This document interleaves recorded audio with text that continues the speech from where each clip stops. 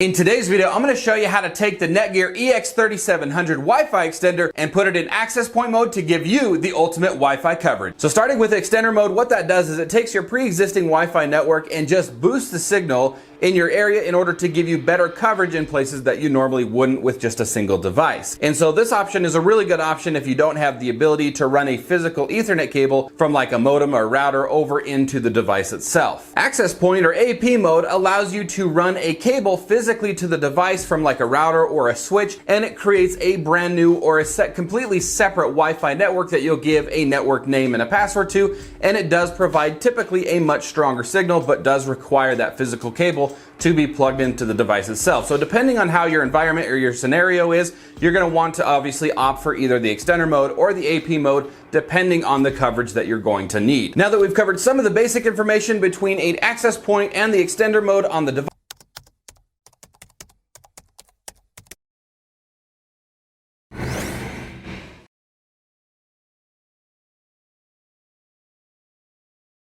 let's go ahead and jump right in. All right, so this next step is really going to be determined if your device is already set up or if it's a brand new unit. If it's a brand new unit, you can go ahead and skip this step because it is already obviously factory reset.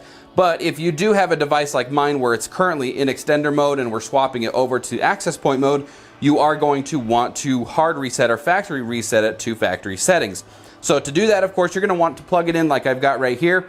And then you can hardly see, but these two lights, you're going to want to make sure that it's booted up first.